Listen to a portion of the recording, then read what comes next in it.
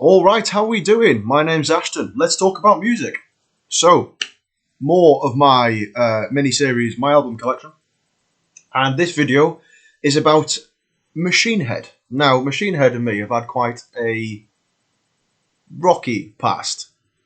I first heard Machine Head before I got into proper heavy metal.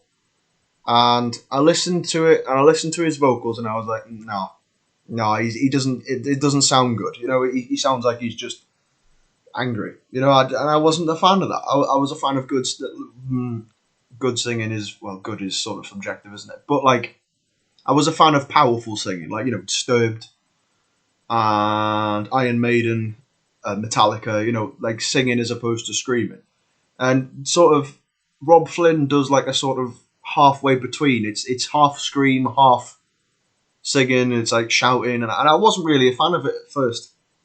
But I revisited Machine Head years later when a friend of mine put them on in the car.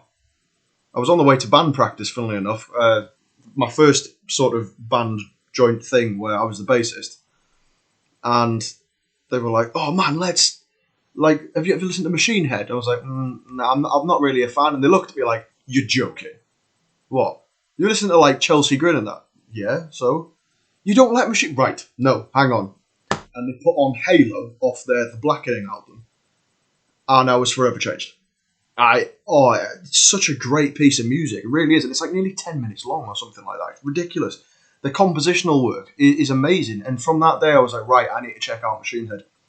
So I went out and I bought their very first album, Burn My Eyes. Which is a hell of an album name. This came out in 1994, apparently. Well, this one was released in 1994. Maybe this is like a bonus edition or something. But yeah, this is a great album. This is a really good album. It starts off with, I don't know if it was their first single, but it was definitely the first big song that Machine Head had. Davidian. And I have learned-ish to play like the main riff on guitar because it's so much fun to play.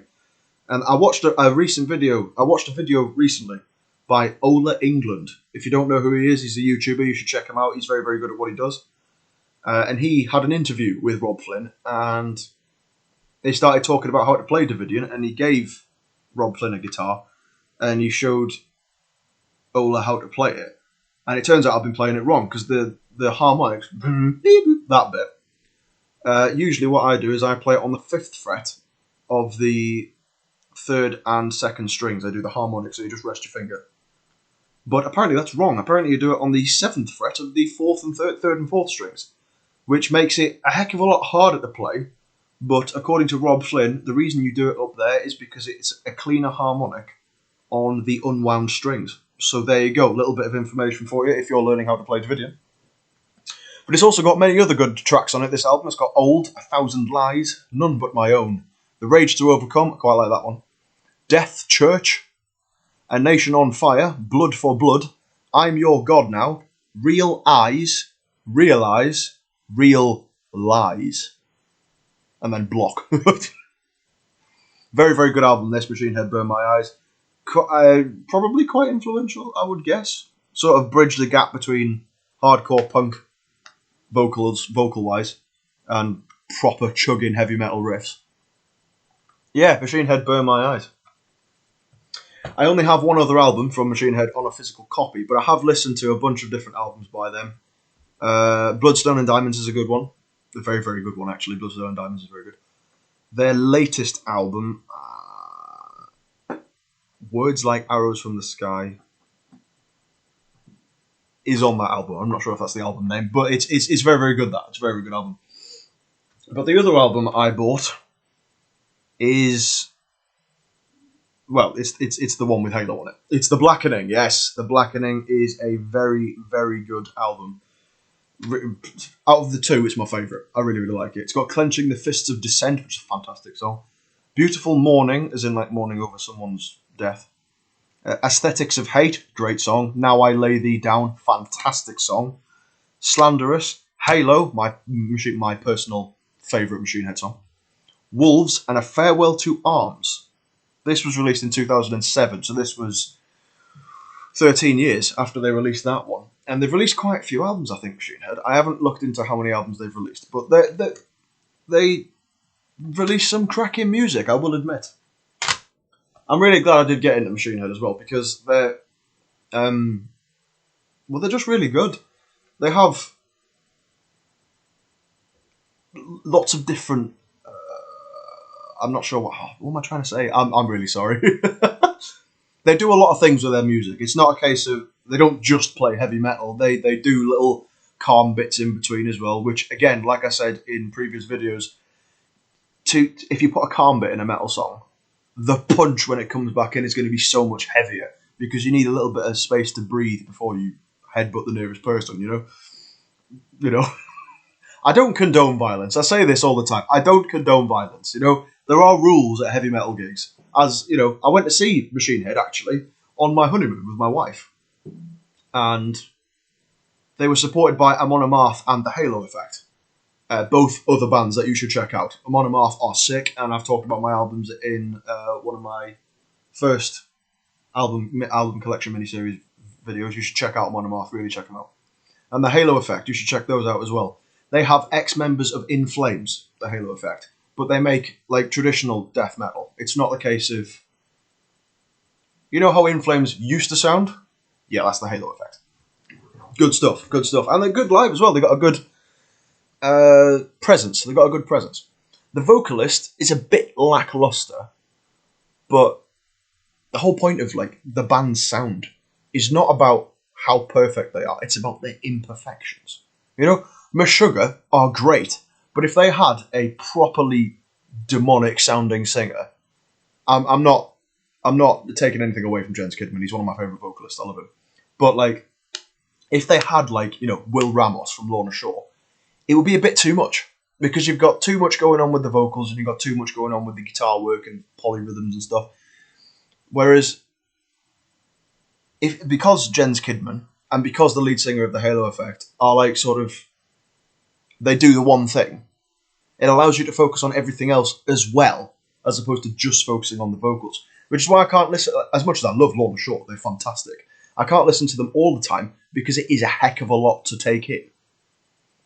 Whereas, the Halo Effect and Meshuggah don't do that. They've got the vocals thing. I have gone on a massive tangent. I do apologise. Yes, I went to see Machine Head recently. Mosh pit etiquette. One of the biggest mosh pits I've ever been in was when they started playing Davidian. It was about 3/4 of the room just erupted, and the whole thing was just empty in the middle. And then he started playing it, and everyone went round in a circle. Circle pits. Circle pits are so much fun, but no one throws fists. Absolutely not. If you throw fists at a heavy metal concert, you will get decked by the nearest 6'9" bloke with dreads. You do not fight at heavy metal gigs. You don't. Hardcore gigs are different. I went to see a band called Black Tongue. Black Tongue are awesome as well. You should definitely check out Black Tongue. And there was some. I try not to swear on this channel. Like I don't want to get bad mouth. I don't want to badmouth anything, But like, there was some pieces of work in that pit. When people come round in the pit and then they start swinging their arms like this. Don't do it. Like, why do you need to ruin the mood? And then then you don't want to get involved in the mosh pit, and then you get pissed off. I swore, but still, you do. Just come on, man. If I wanted to go see a proper hardcore gig like God's Hate or Harm's Way, if I wanted to go see them, I obviously know that I'm about to get injured, but when I went to see Machine Head, that didn't happen because it's a heavy metal gig, and there is mosh pit etiquette. So if you're scared of going to heavy metal gigs because you think you're going to get beat up, don't be scared. Because if you go into a proper heavy metal gig, like Machine Head, Iron Maiden, Metallica, and like metalcore, you'll be alright. It's the hardcore pits, trying to think of hardcore bands. Slaves UK, very, very good hardcore punk band, you should check them out as well. But if I'm going to see them, I understand that I'm going to have a few elbows and a few bruises when I come out, maybe a bus lip, you know? The most violent gig I've ever been to was actually Royal Blood. I came out of that gig with a concussion. Because, well, I don't know why. What I can only assume is that because Royal Blood is massive, they don't just attract the rock and metal fans, they attract the pop fans as well, because it's,